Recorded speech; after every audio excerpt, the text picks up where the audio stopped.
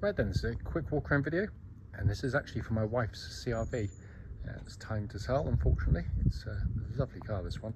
2.2 SE diesel, manual, covered 69,700 miles, I believe, with a lovely service history. Finished in silver, and it's got the optional Honda 18-inch alloys on this car, which look really lovely on vehicle. The car is very, very clean indeed. I'm going to go around the car for you. Not normally here, by the way, where I do my videos, but doing some work where we are, so hence this position today. Front of the car, really clean. Lights and lenses are clear and intact. There's no cracks or condensation in them. Bonnet, very, very clean indeed. If there's a stone chip, it's microscopic. Near side of the car, passenger side, lovely and smooth in the panels. There's no obvious indentations there at all. Near side front alloy in very good condition.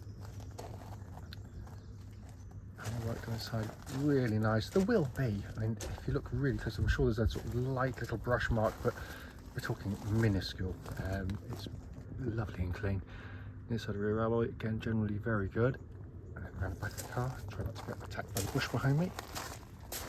Again, really clean. Tow bars, you can see, fitted. We've not towed with the car, by the way. It drives perfectly. We've checked all the suspension, as we always do with any ones with cars bars fitted, but all in perfectly good order. Offside, driver's side, beautifully smooth in the panels again, really crisp and clean.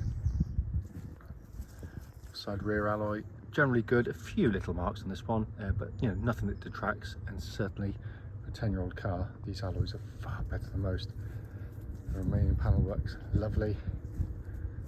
And the same alloy on that side, really good. Just as with all of them, just a tiniest bit of pickling, but nothing that detracts again, as I said. But for a 10-year-old vehicle, age and mileage, it's in beautiful condition. Let's come to the back of the car. Absolutely cavernous boots on the CR-Vs, of course. It's been kept very, very nicely back here. Let's come to the back, and this is where most wear on CR-Vs occurs, because it's where the kids sit, but this one has got away much better than most. The camera does make the centre of the seats look a little bit pink on occasions. They're not, they are black. It's just the weird video we've got on this this camera for some reason, but it's been kept very, very nicely. It's coming on the passenger side, all very nice and clean. Full set of original Honda mats in the car, and passenger seat there again in super condition. So finally come to the driver's door card, again, as with all the others, very, very nice indeed. Footwell area is very clean. Driver's seat again, in very good condition. So inside the car now, as I always have, the engine's running, so the dashboard is illuminated. Dashboard looks in beautiful condition again. Just pop up here a second. Just pop the car into reverse there. You can see the reverse parking camera working exactly as intended there.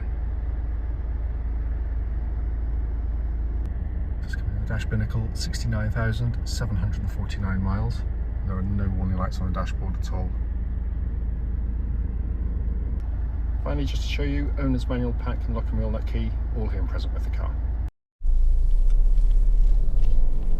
Right then, this is a quick road test video, and this is for a Honda CR-V 2.2 SE diesel.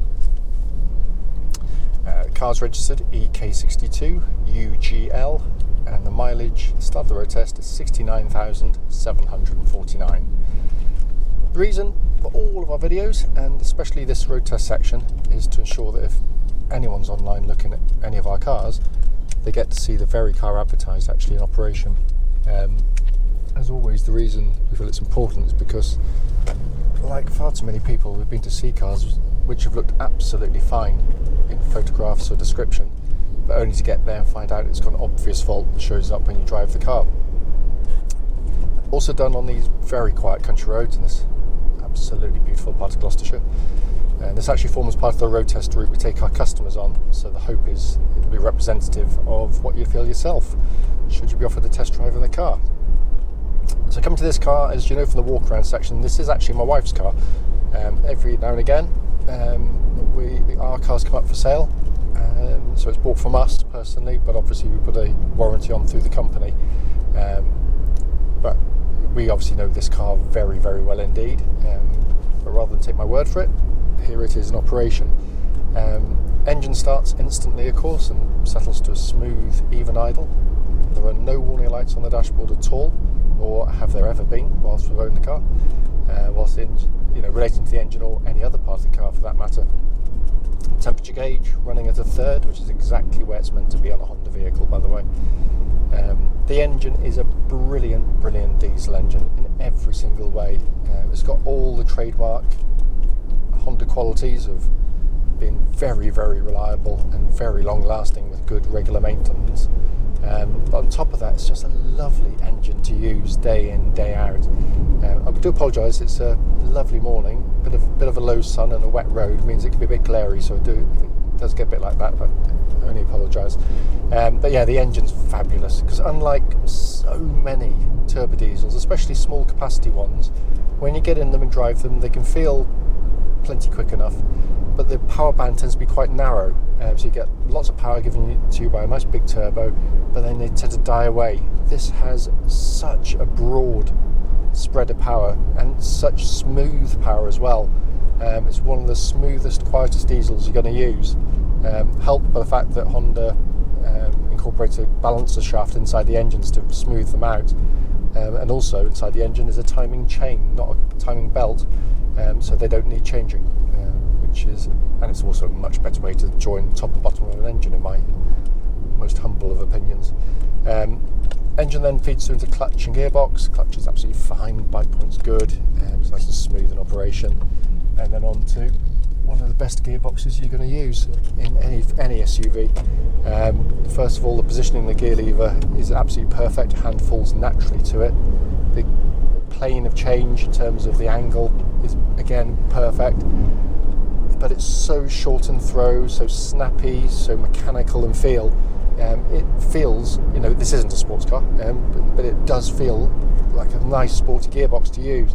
It's a gearbox you'll enjoy using rather than having to use it, and it feels exactly as it had done when it was new.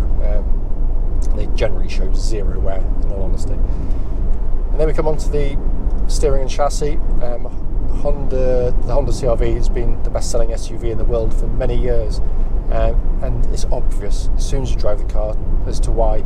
It's such an accomplished car on the road, and as I don't necessarily believe some of the motoring press when they drive these cars. I think they're all just frustrated because they want to drive around in Ferraris. So when they get in a car like this, it's a bit dull, it's a bit this, it's a bit that. Well, guess what? It's not meant to be exciting. What it's meant to do is get you and your family around comfortably, and that's what it does brilliantly, because it's fighting physics. It's a taller car, and it does it so well. You've got steering which is precise, accurate, reasonably quick actually as well, but it flows to the chassis. As soon as you turn the wheel, the chassis is going with the car. There's no delays. It also tracks dead straight. There's no vibrations at this speed or any speed up the legal limit. The suspension gives you a really well judged ride, because if it's too firm, it'll just be harsh. If it's too soft, when you go through corners like this one here, the car will just keel over and have lots of motion to it because of the weight, the high up weight, the angles, and that's why these are so good, because they're so car-like in their responses, yet it still allows for a really comfortable ride. And this surface here is awful, and it rides it very well indeed. Incidentally, absolutely no rattles, clonks, anything from underneath the vehicle at all. It's all in very fine order there. Then we come inside the car, which, as with all Hondas, is beautifully put together. There's no rattles, no squeaks. This is real build quality. Fed up with the same old manufacturers being lauded as the best built out there every single time they're launched. And some of the lesser manufacturers as well, though, they think they've got it sorted this time. And then 5-10 years down the line, they show their true colours.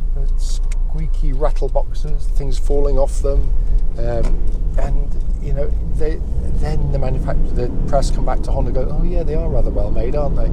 And they are, because they select the materials to suit the use the car's going to get.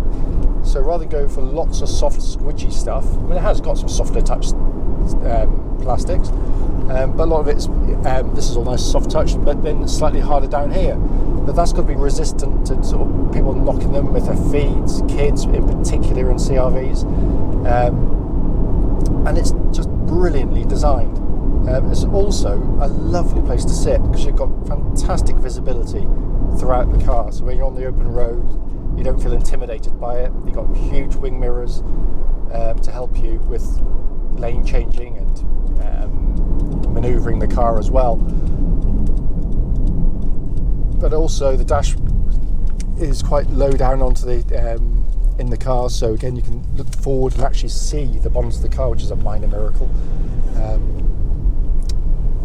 And also the dash layout is so simple. It's, you know, anyone within a day or two of driving these has literally mastered it. It's that easy, but it's lovely to use. You've got your information display up high there. You've got the world's simplest radio to use just there.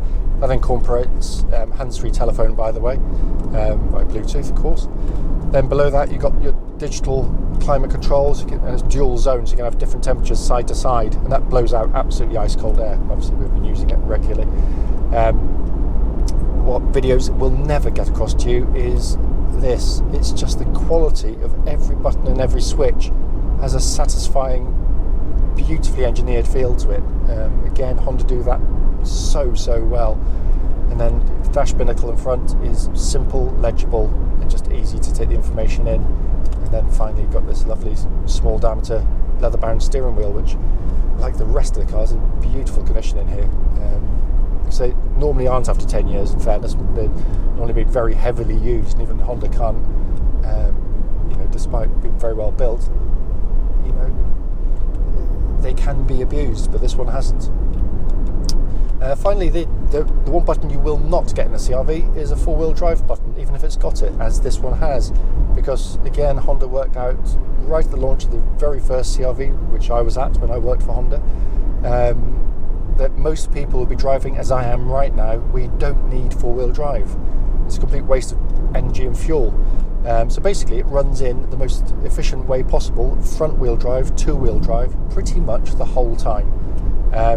Only if it needs to go into four-wheel drive will the car do so itself, and utterly seamlessly.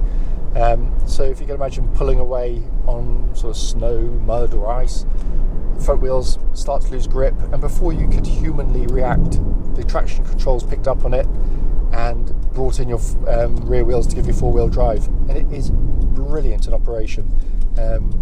We have a caravan that we do tow, although not with this one because we've not been away in it for quite some time now. And we've never come close to getting stuck with one. Obviously, the advantages of the system are fairly obvious. You're going to get through your tyres less quickly, you're going to use less fuel, and you're going to put far less mechanical stress to the vehicle.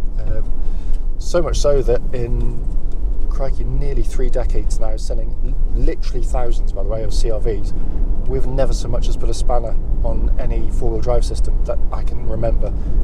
They are very robust indeed. This car drives perfectly, as I know. Obviously, we've been driving, my wife's family have been in the car, but it's a lovely car. And by the way, of course, she has another CR-V now.